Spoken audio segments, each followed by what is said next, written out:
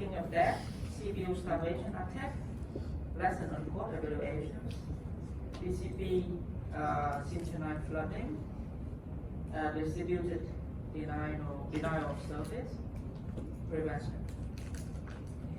Those will be taught now, and then there will be more headed. A part will fit into the end. More mathematics will be at the end of lectures. Okay, so what is denial of service attack? So DOS stands for denial of service. So attack try to prevent you to use the system. So they attack on availability. You see, this is the property of its security that we talk most in the course. They try to prevent you from using some service that you should be able to use. For example, you should be accept to the email. Try to solve. Should accept to some website of University of Colombo. They try to prevent it. There's several ways to do it. Like the first is by starving the system of resources, set it through the bandwidth consumption, or try to crash the system. And there's several methods of launching it. It's very easy to launch, but it's very difficult to protect. And it's not only related to internet-based, it also do it with phone, like try to prevent you from the protocol. So you see that in bandwidth consumption,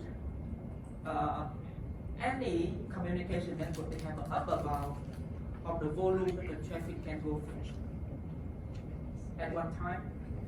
And denial of service by bandwidth consumption, they occur if the volume of traffic is reached.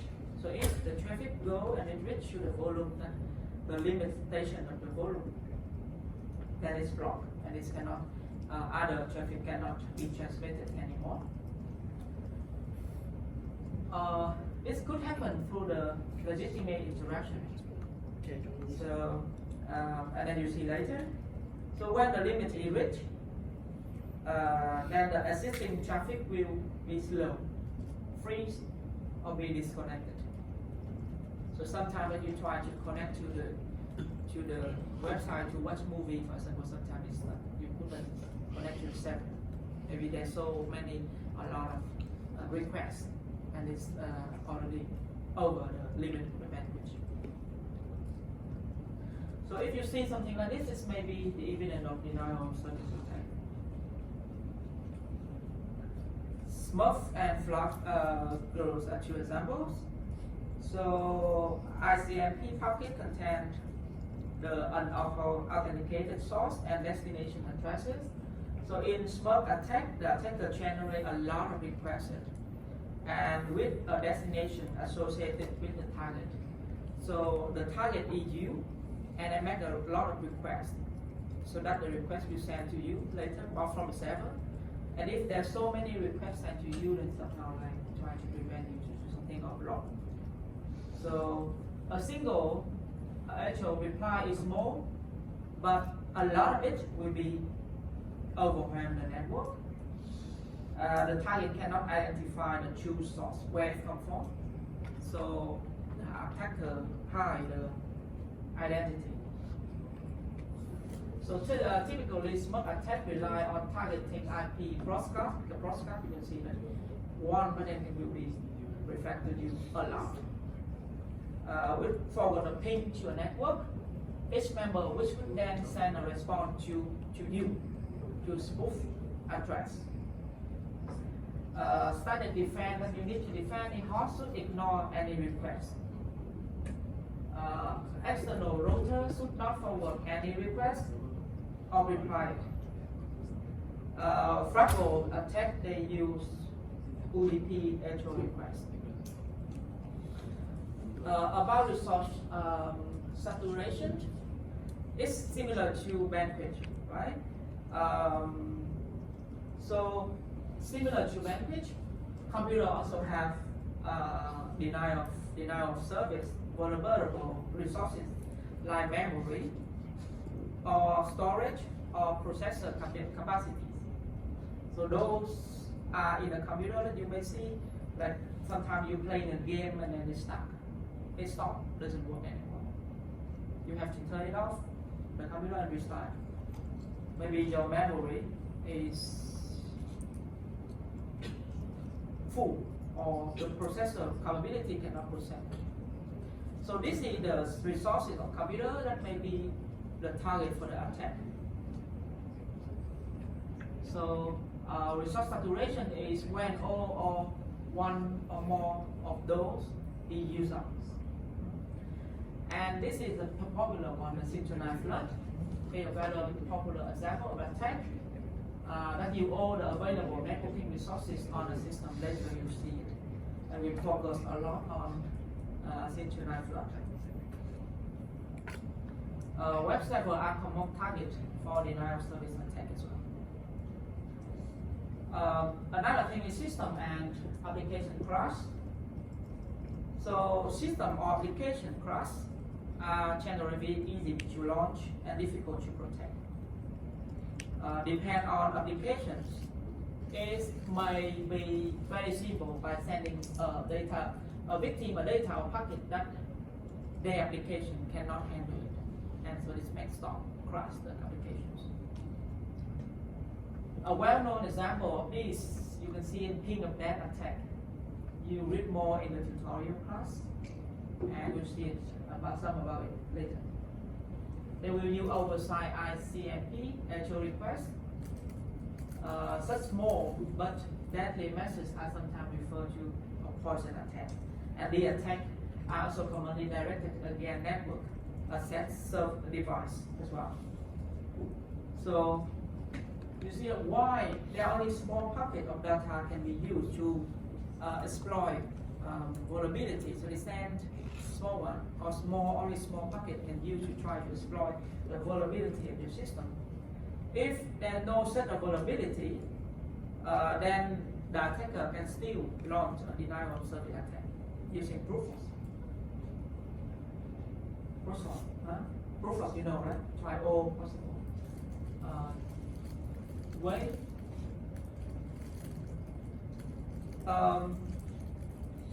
The idea of flood the system if we try to send more packet or the packet, bigger packet than the capacity of the network can handle.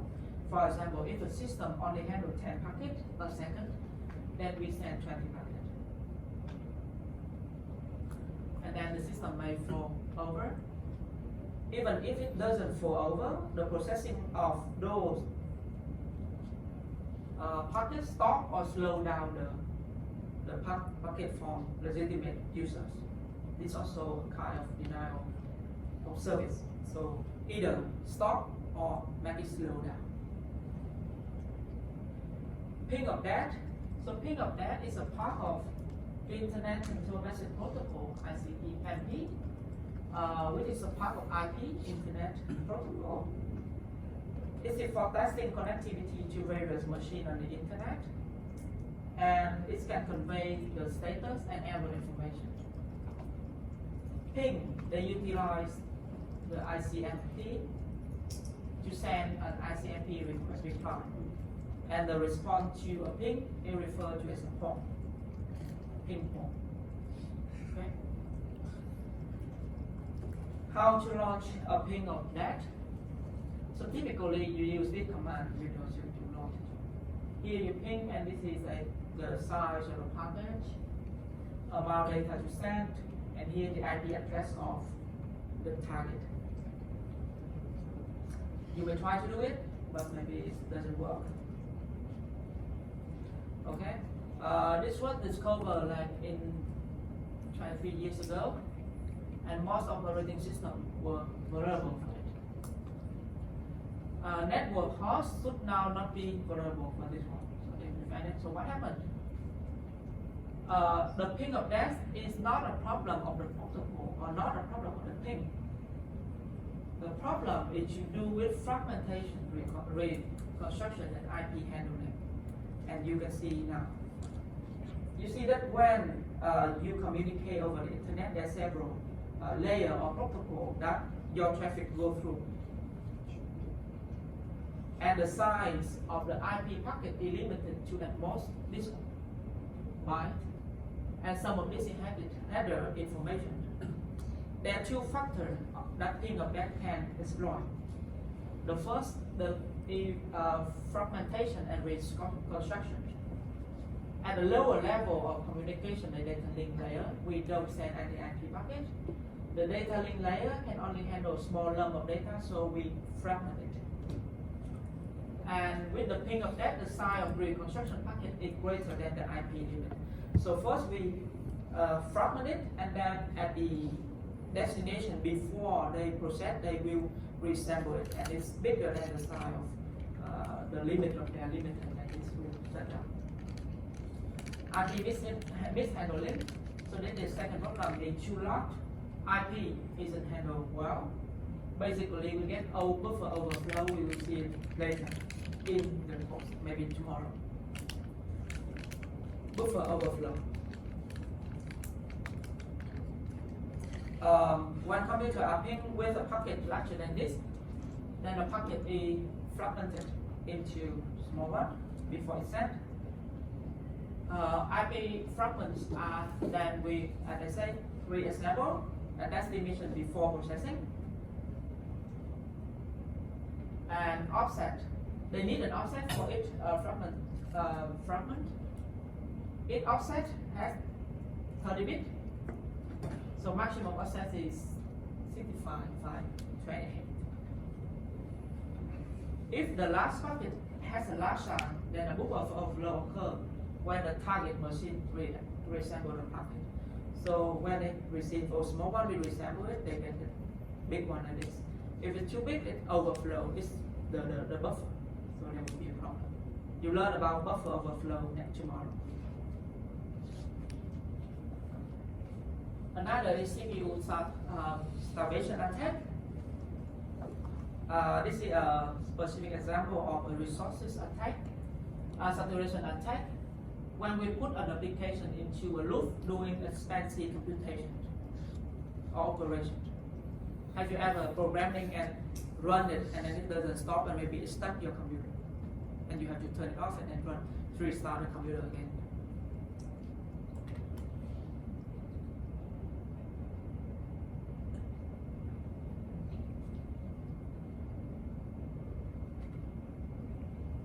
Ever?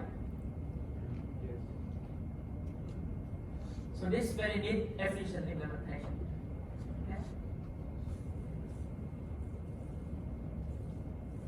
We cannot always stop the attack where the data sent is going to be time consuming to process.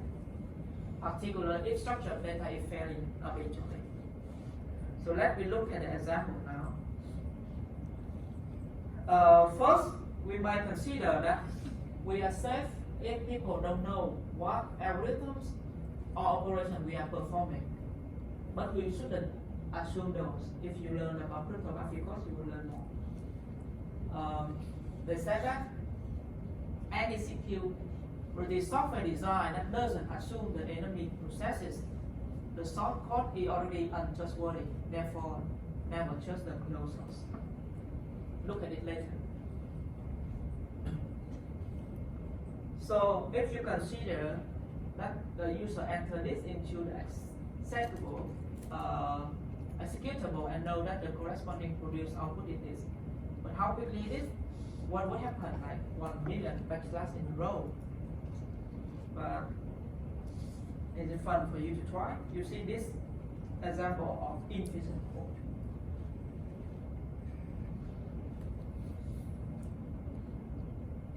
So here and here is overlap, but then you string copy, you copy from this to this, and this already overlap, and it's not good. And they have example in more efficient one. You may try to run it at home or you run it in a tutorial class. This is one, and another very simple one that you can see. If they check no equal, then they continue, they don't use the function string copy again. So string copy is one function that we will visit tomorrow. And then you see that for the first, that is very efficient and it's very costly and it takes a lot of time. The second and the third is efficient and it takes less time. Then you will try to experience at home. Here we come to important attack. Synchronized flooding. This year in 96, should not have several internet service provider. So this exploit a weakness in TCP. This is software synchronized and a message is a message used to initiate a new connection. So when you want to make a connection with the server, you send the first message. And then the server will reply to you and you reply to the server, and then the server accepts and then they will make the connection. So this is how it works. The client sends to the server some initial message, and then server sends to the client some acknowledgement. And then when it sends to acknowledgement, is allocated the buffer element. And then the client sends to the server the acknowledgement. The attack will involve by sending a lot of messages here. With half open connection and no message, free response. So the memory, so every time the memory, they located some buffer of it, and then when it goes up, then the server shut down. Here is how it works. So first, they send the first message, and then send acknowledgement, and then send again acknowledgement. And then if it's okay, the server accepts, and then it's started communication. This is how the flooding attack works. The attacker, they use the proof address of the target, and they send the first initial message to the server. The server thought that this is sent from the target, and then he sent the acknowledgement to the service, the client. The client didn't send back, so he keeps sending. And every sending he located some buffer, right?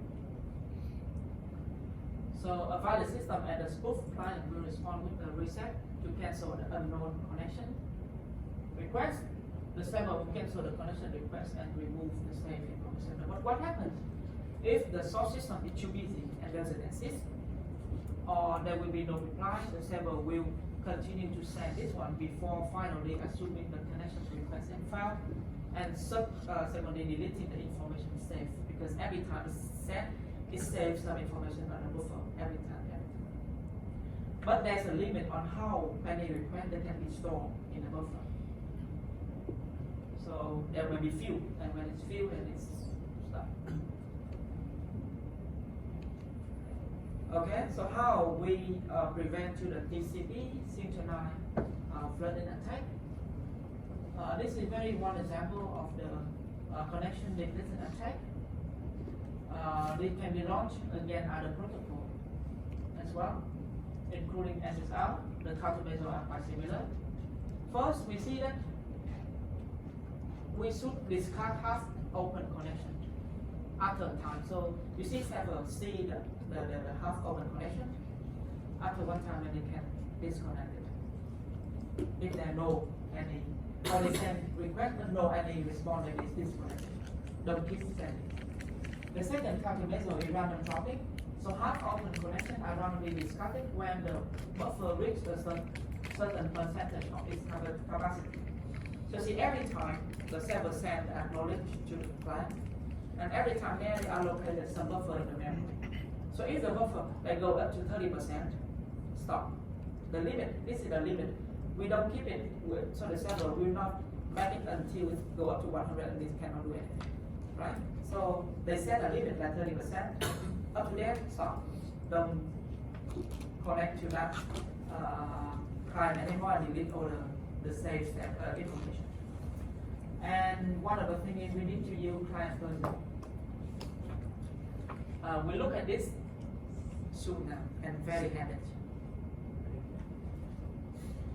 Another is in cookies from Mustang and Trend. So they try to avoid dropping connection when the synchronized queue filled up. The server use carefully constructed sequence numbers in the second message that you see the second message from the server to client, but discard the queue entry. So if the server receives a correct acknowledgement from the client, the server can reconstruct the queue entry and then connect process as usual. And here we need something that cryptographic checksum. Okay. Okay. Here is something nowadays and more serious in distributed denial of service. So since 2000, the real problem of denial of service is distributed attack. So attack along from multiple network computers. So they use those as an intermediate to launch an attack to the victim. So before they use only one system to attack to the victim, but now they use a lot of systems from everywhere. So it's more powerful, right, attack. It's very difficult to defend. It's hard to block multiple IP address and still maintain the functionality. So if you are the bank, they attack. It's very hard because you want one side you want to stop it, and you want to prevent the attack. The other side you want still to maintain the functionality of the website, so that every customer have no problem of connecting to the website of the bank. And it's very hard because the attack is too much. You may try to read more about this report, and they provide information regarding the bandwidth consumption. They said that the largest flooded attack will increase about 400 megabytes per second to about 100 gigabytes per second. And in 2011, they said only 60 gigabytes. And typically the DNS reflected an application attack sooner. Here is too big, right? You may read more. So whether it's not the case, 60 gigabit per second is still allowed. Actually, even 1 gigabit is fairly bit.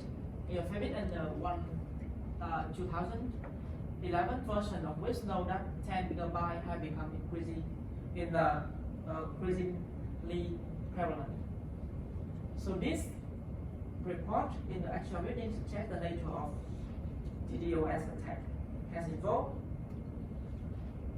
They decrease total bandwidth and softer but more aggressive packet, targeting application layer rather than bandwidth. You see HTTP and DNS. Web server resources and sorting attack is now on the rise. So you may want to read more information about this in the report.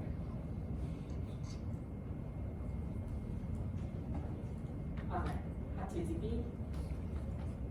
a lot of requests. Okay, to the website, and a lot of requests, so a lot of resources will be used on. But then we don't really want to stop it, right? Because we open a website, we really want them to visit our website, for example. Here is somehow the technique they use to attack reflection and affiliation. So in DDoS, we described earlier in the intermediate party were compromised. They compromise if they use it to attack. But this isn't always necessary.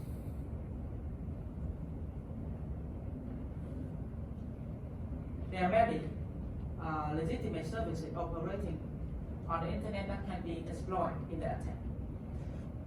Reflection and application attack.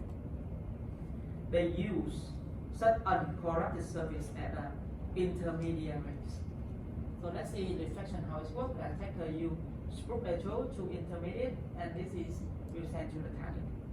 Reflect to the target, as we see earlier, and a lot of reflect to the target will be have a problem. And the thing is, the small create a very response packet larger than the original request. So they send a very small request, but the reflect is very big. So this is the idea. And even though they can lose a lot of loops as well. Affiliation is a kind of reflection attack, but they attacking a broadcast address. So they use a lot of zombie, and instead of replacing one, they replacing a lot in broadcast. So the target will receive a lot. So this is very dangerous attack. So they amplify to a very big attack. DNS amplification attack is also one example. The UDSS request with proof source of your target of the target. They exploit behavior that they will of the DNS. They convert a small request to a much larger. You see, 60 bytes to very large. And then attacker send request to multiple server, and then we flood the target. And the play-free server as well, that you can see. A smaller request that have a very large response. And prevention, okay? Prevention is there's several one. You second so you can share, you install intrusion detection system that we will visit in the next lectures. Several scanners, but the scanner available also to attackers. And the scanner tool sometimes only work with attack on the default port, but if the attacker change the default port to another port, then it cannot recognize it. There's some company that they have to protect against of DDoS attack. And we will talk about the synchronized flooded attack more, and then how to use to prevent it. It's about the puzzle, which is more important and very hard. So we take some time to break, and then before we go to more mathematical notions. Any questions? So denial of service attack, in summary, just try to prevent you to use something that should be available to you. And then you try to use all the resources of your computers or the network that you cannot get into. Okay? Any questions? Okay, so we have 15-minute break, and then I will come back and talk to you.